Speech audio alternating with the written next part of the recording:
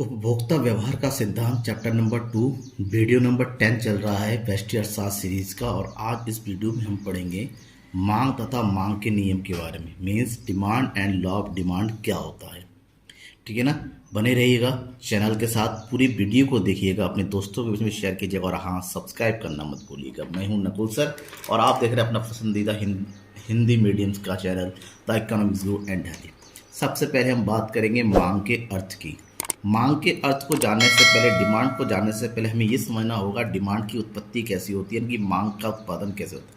हम सबको पता है कि प्रत्येक व्यक्ति की इच्छाएं होती हैं और ये इच्छाएं कैसी होती हैं। इच्छाएं होती है अनंत, जो कभी ख़त्म नहीं होती हैं। अब इच्छाएं ख़त्म इसलिए नहीं होती क्योंकि इन इच्छाओं की पूर्ति करने के लिए हमारे पास संसाधन नहीं होते हैं। संसाधन यानी कि रुपए पैसा नहीं है। जब संसाधन नहीं होते हैं तो हम अपनी हर इच्छाओं की पूर्ति नहीं कर सकते, क्योंकि हमारी इच्छाएं अनंत है। संसाधन क्या होते हैं? सीमित होते हैं। सीमित संसाधनों से असीमित इच्छाओं की पूर्ति नहीं हो सकती। लेकिन हमारे पास कुछ तो संसाधन होते हैं।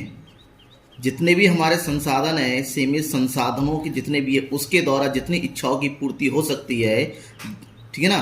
तो जितनी भी इच्छाओं की पूर्ति हो सकती हैं, जब अगर हमारे पास संसाधन बन जाते हैं तो उसको हम बोलते हैं आवश्यकता। यानी कि जब हमारे पास इच्छाओं की पूर्ति है तो संसाधन जुड़ जाता है, एकत्रित हो जाता है, तो हमारी आवश्यकता बन जाती हैं, जिसको हम बोलते हैं वांट्स। ठीक है ना। अब आवश्यकता है, लेकिन हमारे आवश्यकता इसलिए क्योंकि उसको पूरा करने के बाद संसाधन है। जब हम संसाधनों को उन आवश्यकताओं की पूर्ति के लिए व्यय करने के लिए क्या हो जाते हैं, तैयार हो जाते हैं कि हम अपने संसाधनों खर्च करके आवश्यकता की पूर्ति होनी है, तब उस आवश्यकता कन्वर्ट हो जाती है किसमें? मांग में, अर्थात डिमांड में। ठीक है ना।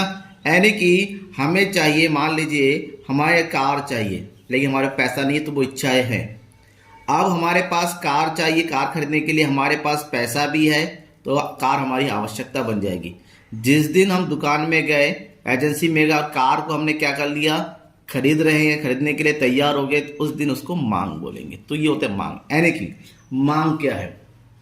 मांग एक ऐसी स्थिति है जब हम किसी वस्तु को उसकी कीमत चुकाकर खरीदने के लिए तैयार हो जाते हैं, उसे मांग कहते हैं।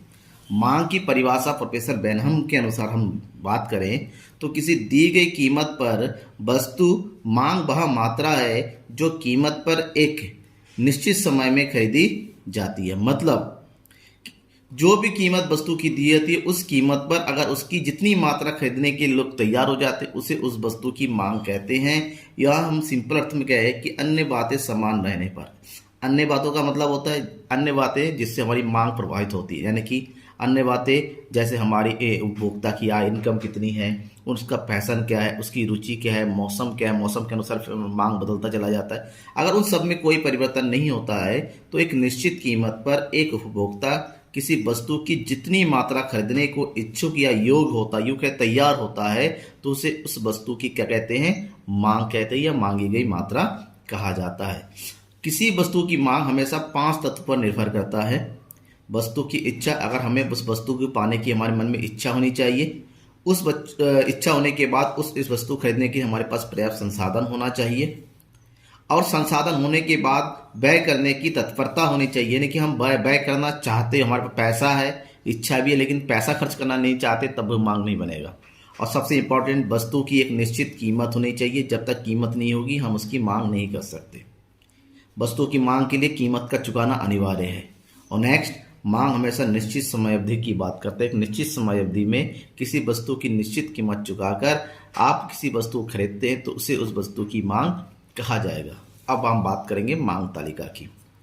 मांग तालिका क्या है? एक निश्चित समय पर वस्तु की विभिन्न कीमतों पर, उन कीमतों पर मांगी जाने वाली वस्तु की मात्राओं को बताने वाली तालिका को मांग तालिका कहते हैं। यानी कि एक निश्चित कीमत पर वस्तु की अलग अलग कीमतों पर उसकी जितनी मांग हम मात्रा खरीदने के लिए तैयार होते हैं, जब उसकी कीमत 1 रुपये है तो कितना, 2 रुपये है तो कितना, 3 रुपये है कितना, इस तरीके से जब उसकी अलग अलग मात्रा, क्वांटिटी और प्राइस दोनों की जो रिलेशन को जब तालिका में व्यक्त करते हैं, उसे मांग तालिका कहते हैं। और मांग तालिका 2 प्रकार की होती हैं, व्यक्तिगत मांग तालिका और बाजार मांग तालिका। व्यक्तिगत मांग तालिका जहाँ पर केवल और एक व्यक्ति की यानी एक उपभोक्ता की बात होती है।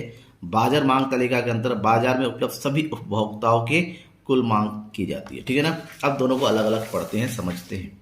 व्यक्तिगत मांग तालिका।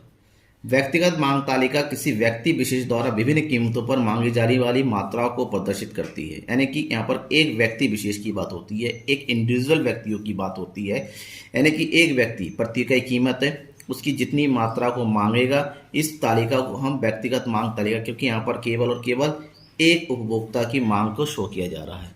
लेकिन बाजार मांग तालिका क्या है? एक निश्चित समय में बाजार में मौजूद सभी उपभोक्ताओं द्वारा मांगी गई मात्राओं के योग को प्रदर्शित करने वाली तालिका बाजार मांग तालिका। यानी कि एक बाजार में जितने भी उपभोक्ता उपलब्ध है, उनके द्वारा जितनी ही वस्तुओं की मांग की जाती है, उनका जो टोटल योग है, मान लीजिए एक बाजार में दो उपभोक्ता है, ए और बी, प्रति इकाई कीमत है, ए ने इतनी मात्रा की मांग की, बी ने इतनी मात्रा की मांग की। अब दोनों का टोटल जो है बाजार मांग होगा, यानी कि ए और बी का टोटल करके 2, 5, 7, 10। ठीक है ना। मांग तालिका के बाद हम बात करते हैं मांग वक्र। मांग वक्र क्या है? जब मांग तालिका के इन आंकड़ों को हम वक्र के माध्यम से दिखाएंगे तो उसे मांग वक्र कहते हैं। और मांग वक्र हमेशा बताता है कि वस्तु की कीमत में और वस्तु की मात्रा में विपरीत संबंध होता है। विपरीत संबंध देखिए, वस्तु की कीमत घट रही है तो मांगी गई मात्रा में वृद्धि हो रही है। उल्टा ले ले, वस्तु की कीमत अगर बढ़ रही है तो मांगी गई मात्रा घट रही है। तो मांगी गई मांग हमेशा विपरीत संबंध को बताता है, इसलिए मांग वक्र हमेशा ऊपर से नीचे की ओर गिरता हुआ होगा। क्योंकि मांग तालिका दो प्रकार का होता है और मांग तालिका के आधार पर मांग वक्र बनाया जाता है, इसलिए मांग वक्र भी दो प्रकार का होता है, व्यक्तिगत मांग वक्र और बाजार मांग वक्र। व्यक्तिगत मांग वक्र एक ऐसा वक्र है जहां पर एक इंडिविजुअल व्यक्ति की मांग को दर्शाया जाता है। यानी कि व्यक्तिगत मांग वक्र वह वक्र है जो किसी वस्तु की विभिन्न कीमतों पर उपभोक्ता द्वारा उस वस्तु की मांगी गई मात्राओं के विभिन्न संयोगों को प्रदर्शित करता है। यानी कि एक व्यक्ति के द्वारा विभिन्न कीमतों पर जितनी भी मात्रा मांगी जाती है, उनको एक वक्र के माध्यम से अगर प्रदर्शित करें तो उसे व्यक्तिगत मांग तालिका कहते हैं। फॉर एग्जाम्पल, ये है व्यक्तिगत मांग तालिका। इस तालिका को हम प्रदर्शित करेंगे किसमें? मांग वक्र में। ठीक है ना। ये है मांग वक्र, जहाँ पर प्रति इकाई कीमत हमने यहाँ शो किया और यह है मांगी गई मात्रा। सबसे पहले वस्तु की कीमत 10 है तो कितनी मात्रा मांगी जा रही है? 1। तो इसको अगर हम दिखाते हैं, वस्तु की कीमत है, ठीक है, 10 और मांगी गई मात्रा कितनी है? 1, यानी कि ये वाला पॉइंट।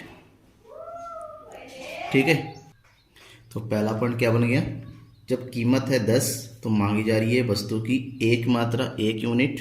जब कीमत घट के हो गई 8, वस्तु की मांगी गई मात्रा कितनी हो जाएगी? 3, यानी कि ये है 3, 2 इसके बीच में, तो ये वाला पॉइंट। ठीक है ना। बस आपको क्या करना है, पॉइंट टू पॉइंट मिलाते चले जाना है, आपका ग्राफ बनता चला जाएगा। ठीक है ना। 6 मांगी, कीमत घट के हो गई 6 तो मांगी जा रही कितनी मात्रा? 4, तो ये हो गई 4 यहाँ पर। ठीक है ना, ये वाला पॉइंट। फिर है कीमत घट के हो गई 4, मांगी जा रही 6 यूनिट, यानी कि यहाँ पर। और फिर कीमत घट के हो गई 2 तो मांगी जाएगी 8 यूनिट, यानी कि ये। अब हमें क्या करना है, सारे बिंदुओं को आपस में मिला देंगे। ठीक है ना। जब सारे बिंदुओं को आपस में मिलाएंगे तो कुछ इस तरह से ग्राफ बनेगा हमारा। ये जो ग्राफ बन रहा है, इस ग्राफ को हम बोलेंगे, ठीक है ना, व्यक्तिगत मांग वक्र। व्यक्तिगत मांग वक्र क्यों? क्योंकि यहाँ पर एक ही व्यक्ति की मांग को दर्शाया जा रहा है। इसके बाद जब बाजार मांग वक्र वह वक्र है जो किसी वस्तु की विभिन्न कीमतों पर बाजार के सभी उपभोक्ताओं द्वारा मांगी गई मात्राओं के जोड़ को प्रकट करता है। यानी कि एक बाजार में जितने भी उपभोक्ता है, जब उनकी कुल मांग को जोड़ा जाए, जैसे यहाँ पर बाजार मांग तालिका है, बाजार मांग तालिका की यूनिट को जब हम ग्राफ के रूप में शो करेंगे तो जो ग्राफ बनेगा उसे हम बाजार मांग वक्र कहेंगे। ठीक है ना। तो बाजार मांग वक्र बनाते हैं। पहले है कीमत 10 तो मांगी जा रही है कितनी यूनिट? 2। ठीक है ना। फिर है कीमत घट के हो गई 8 तो मांगी जा रही है कितनी यूनिट? 5, यानी कि 4 और 6 के बीच में। फिर है 7, कीमत 6 होने पर, यानी कि 7, ये वाला पॉइंट। फिर है 10, ठीक है ना, कीमत 4 होने पर, ये वाला पॉइंट। अब इसको आप मिला दीजिए तो ये जो ग्राफ बनाया है, जिसको हम इसको बोलेंगे बाजार मांग वक्र। ठीक है ना। ये बाजार मांग वक्र हो गया, ये व्यक्तिगत मांग होगा। दोनों दिखने में एक जैसा है, ऊपर से नीचे। ठीक है ना। घटता हुआ, ठीक है ना, गिरता हुआ होता है। अब बाजार मांग वक्र के बाद हमें पढ़ना है मांग का नियम क्या होता है, सबसे इंपॉर्टेंट पॉइंट। मांग का नियम क्या होता है? मांग का नियम अर्थात वस्तु की कीमत और उस कीमत पर कितनी मांग की मात्रा मांगी जा रही है, इसका जो गुणात्मक संबंध होता है उसे मांग का नियम कहते हैं।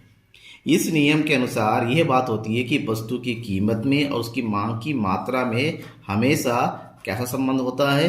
विपरीत संबंध होता है, उल्टा, यानी कि एक कम होगा तो दूसरा बढ़ेगा, पहला बढ़ेगा तो दूसरा कम होगा। यानी कि अन्य बातों के समान रहने पर। अन्य बातें कौन कौन सी हैं बाद में बताएंगे, फिलहाल अन्य बातें बहुत सारी बातें आती हैं जिससे हमारी मांग प्रभावित होती है कीमत के अतिरिक्त। वस्तु की कीमत में वृद्धि होने पर वस्तु की मांग घट जाती है और कीमत में कमी होने पर वस्तु की मांग बढ़ जाती है। यही मांग का नियम होता है। इस नियम के अनुसार वस्तु की कीमत और मांग में ऋणात्मक संबंध पाया जाता है, यानी कि P for price is opposite than quantity, P is opposite than 1/Q, ठीक है ना।